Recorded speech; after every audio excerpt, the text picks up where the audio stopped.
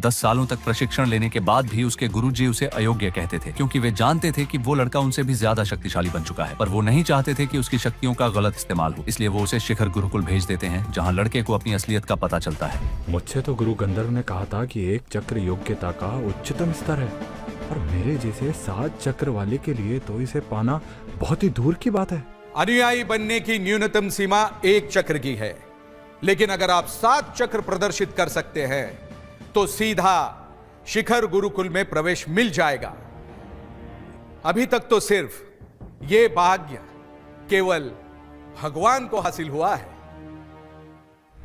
ऐसे लोग जो एक भी चक्र प्रदर्शित ना कर पाए वो आधार गुरुकुल के सेवक बन सकते हैं।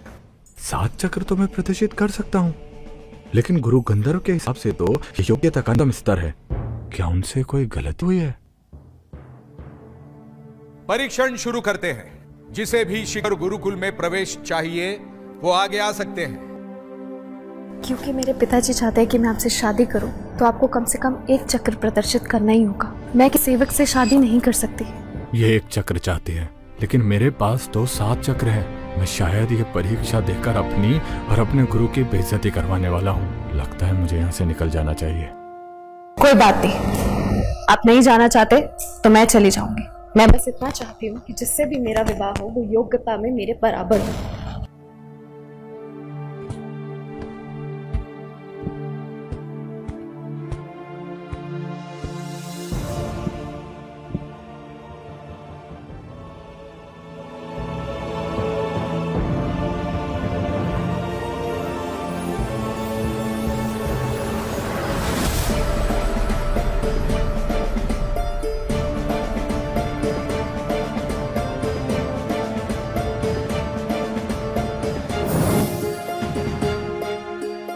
ये क्या, इसने तो 3 चक्र प्रदर्शित करवा लिए।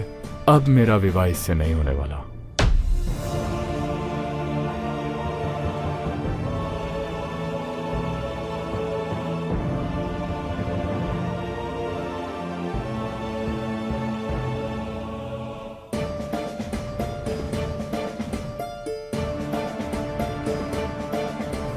अश्विनी की पवित्र आत्मा है, और ऐसा कहते हैं अगर आपने पवित्र आत्मा वाली महिला से शादी की तो आपकी योग्यता का स्तर भी बढ़ जाता है। तो देर किस बात की है, तुरंत प्रस्ताव रखो। अश्विनी का शरीर ही बल्कि उसकी आत्मा भी पवित्र है। ये एक असाधारण महिला है। जो कोई भी इससे विवाह करना चाहता है उसे भी अश्विनी के बराबर योग्यता रखनी होगी, और मुझे लगता है कि मैं इस योग्य हूं। इसलिए अश्विनी से शादी का मैं प्रस्ताव रखता हूं। क्या भद्दा मजाक है वेदांश? तुम्हें पता है ना, मैं पहले ही अश्विनी की शादी का प्रस्ताव अथर्व के साथ रख चुका हूं। वेदांश की नीयत मुझे कुछ ठीक नहीं लग रही है। जो भी हो, अश्विनी का विवाह इससे नहीं होना चाहिए। हाँ, इस वक्त हरिकेश श्रीमान जी जो भी कह रहे हैं एकदम सच है। देखो, तुमने यहाँ पर आने में बहुत विलंब कर दिया है, क्योंकि अश्विनी का हाथ तो वो मेरे हाथों में सौंप चुके हैं। अपना गंदा हाथ दूर रखो मुझसे।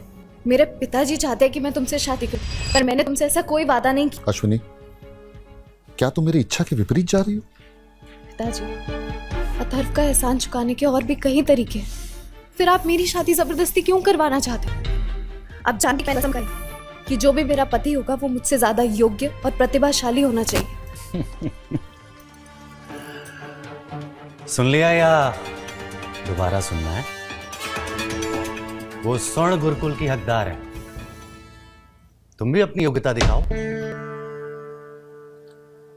देखिए, मुझे अपनी योग्यता के बारे में ज्यादा तो कुछ नहीं मालूम है, लेकिन मुझे मेरे गुरु ने इतना बताया है कि मैं 7 चक्र को प्रदर्शित कर सकता हूं, और मैं जानता हूं कि योग्यता का सबसे न्यूनतम स्तर है। मूर्ख! 7 चक्र योग्यता का उच्चतम स्तर है। तुम्हारी हिम्मत कैसे हुई ऐसा कहने की?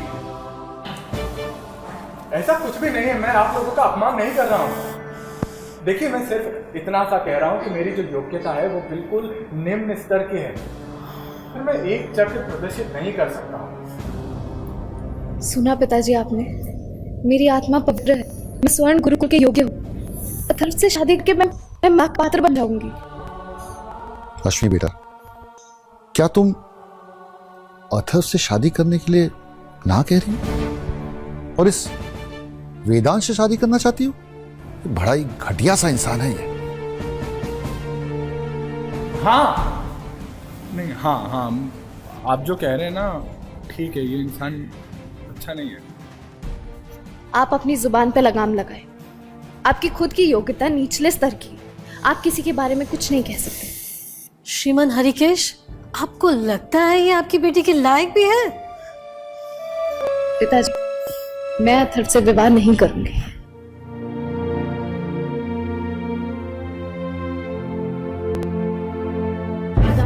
अगर तुम अपनी योग्यता तो मैं विवाह करने के लिए राजी हूं। बिल्कुल। प्रत्यक्ष को प्रमाण क्या, हाथ कंगन को आरसी क्या और पढ़े लिखों को फारसी क्या, है ना?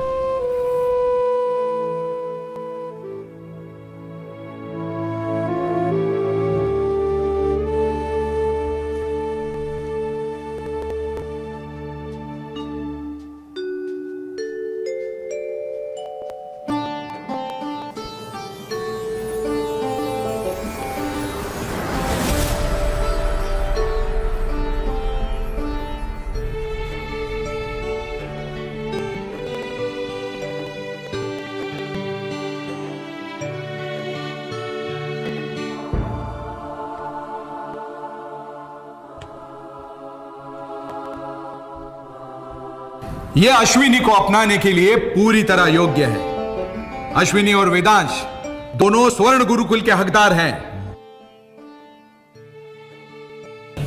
पिताजी, मेरा निर्णय सही था। वेदांश से विवाह के योग्यता का उत्तम स्तर प्राप्त कर सकती हूँ। वेदांश, मैं तुम्हारे साथ मिलकर हम दोनों की कुल योग्यता देखना चाहती हूँ।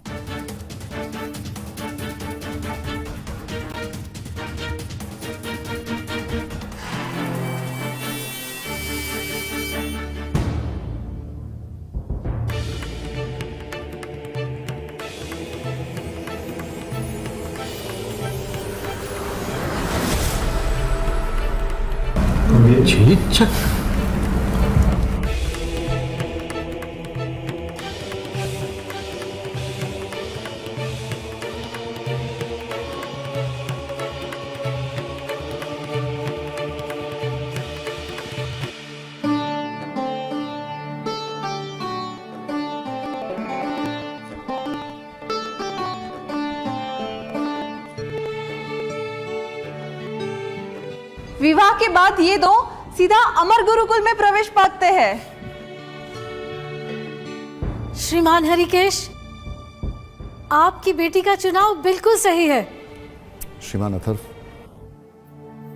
मैं नहीं चाहता कि मेरी बेटी अश्विनी कोई गलत कदम उठाए। अब आप ही कुछ कर सकते हैं। आप मेरे साथ मजाक कर रहे हैं क्या श्रीमान? देखिए, मैं एक चक्र प्रदर्शित नहीं कर सकता हूं। कैसे समझाऊं मैं आपको? कम से कम एक कुछ तो करके देखिए। क्या पता शायद आपके पास भी 3 चक्र प्रदर्शित करने का सामर्थ्य हो।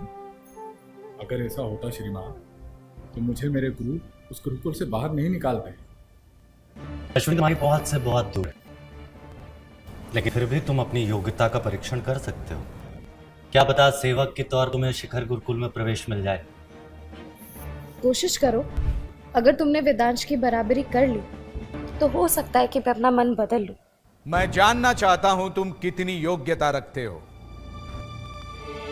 हम सब जानना चाहते हैं ना?